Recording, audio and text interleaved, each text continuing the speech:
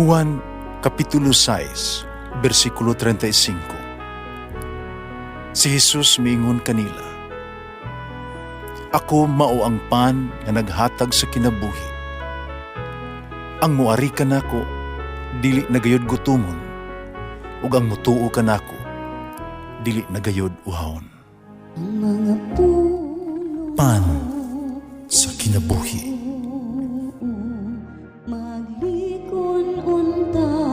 Sa mong pagtuo o gagakakabi sa pagtuman sa imong mahal nga kasuguan.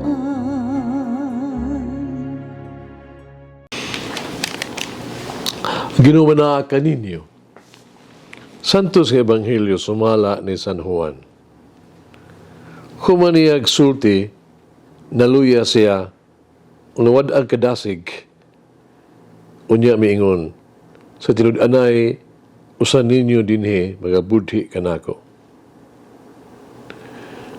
Nagtinaway ang mga tinun-an na pangutana nay kinsay iyahang gipasabot. Usa siya mga tinun-an na gimahal ni Jesus bisapiid niya o isiniyasan ni Simon Pedro sa papangutana kung unsay gipasabot ni Jesus.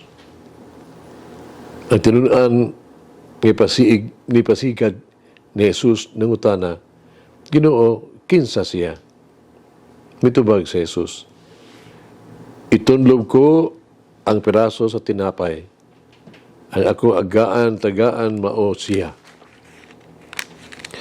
Unya, ang tinapay gituslob gihatag niya kang Judas, ang anak ni Simon Iscariote. At pagdawat ni Judas sa tinapay, misulod niya sa Satanas. Ug si Jesus miingon, buhata dayon ang imong pagabuhaton. Wala usa nila sa kananan nga nakasabot nganong iya kining gisulti kang Judas. Salit Judas man ang tikupot sa puntil sa salapi. Abi nila, giingnan siya, pagpalit sa tuang ikinahanglan alang sa pangilin o hatag sa makabus. Human nakakaon sa tinapay mibiya si Judas, gabi na.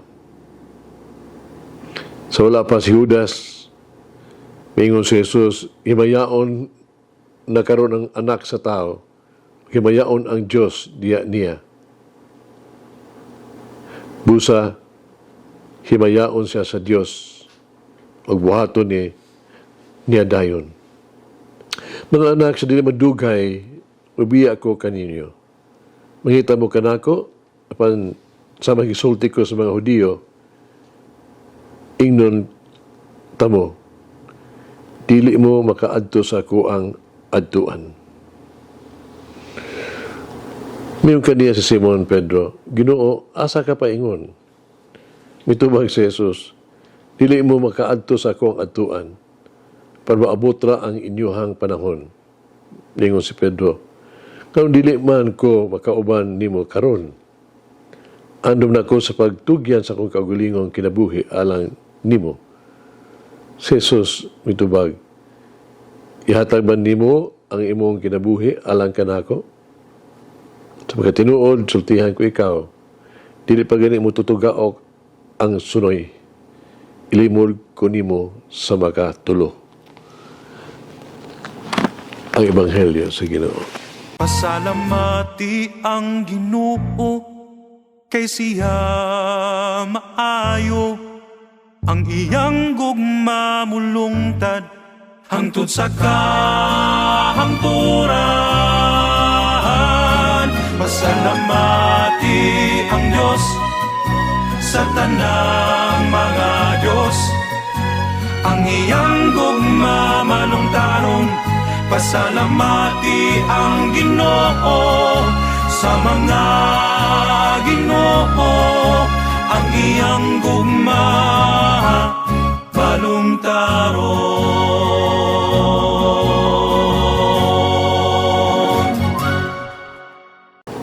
May mga makapangutana ang mga tao.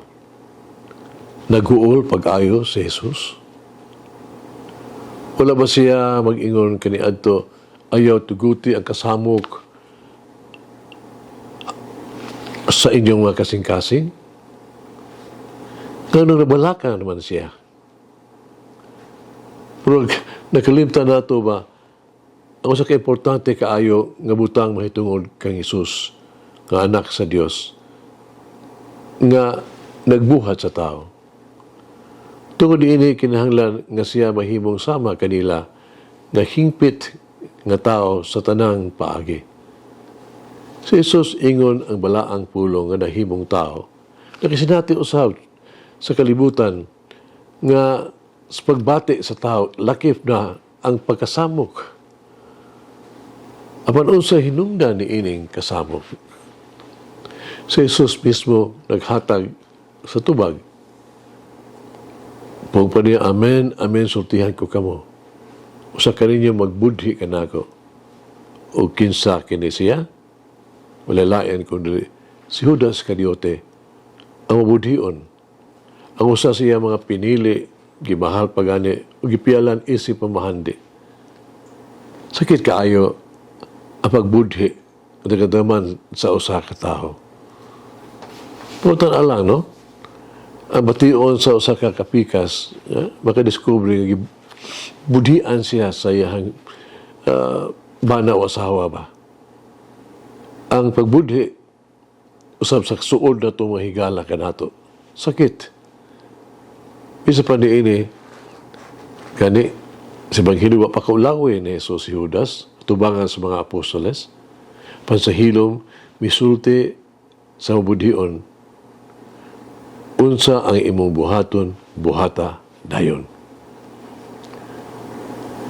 Midali natong ikondenar si Judas, ang traidor. Ug tingali sakto, apan kumusta man kita? Pila ka higayon, nagibudhian nato si Jesus pinagi sa itong mga sala. Pila ka higayon nga kita nagbudhi sa itong isig katao, o kita naghatag o grabe nga kagulanan ngadto kanila. Ang ato ang mahimo karon maol, ang pagbuhat sa gibuhat ni Jesus ni Judas. Unsa ang imong buhaton, buhata dayon. Pero kini sa laing paagi. Lakaw dayon ug pangayo ug kaluoy ug kapasayloan sa Dios ug pagkumpisal. So ilangan mag-usab kita sa tuang kinabuhi ug tuloy-iron ang mga sayop nga ato ang nabuhat ngadto sa Dios ug sa mga tao nga atong gipasakitan. Kung ato kining buhaton, ang Dios mahimaya. Kaya ang Diyos mao ang Diyos sa gugma o kaluoy. Kan sa kaluoy mulungtad hangtod sa kahangturan. Magampo kita, minahal nga Diyos. Sa panahon sa Kwaresma, tabangi ako, kami, kay punting ang mga mata kang Jesus. Tabangi kami sa pagkahin ug dugang mga oras sa pagkigsulti ug pagpaminaw kaniya. Tabangi kami, kay paampit kung unsa ang anaa sa uban, o magbasol sa mga kayunan na nakasala kami. Amen. Mama Mary, help me to be always dependent on the Lord and not on myself. Mulangin ang Diyos magagahom sa tanan, Amahan, Anak, Espiritu Santo. Amen. May the Lord of the divine mercy bless us all, heal us from all diseases and suffering. Ayun unta niya kita, tanang mga sakit na sa lawas o sa kalag, body and soul. In the name of the Father, the Son, and of the Holy Spirit. Jesus, I trust in you. Amen. Whoever eats the bread of life will never hunger, says the Lord. Kay galaan inyong nabati ang pagpa maambit ug hamubong pamalandong sa pulong sa Dios pinaagi sa tulumanon. Pan sa kinabuhi nga gidumala ni Monsignor Daddy Silva. Hangtod na usab sa sunod higayon, daghang salamat. The bread of life.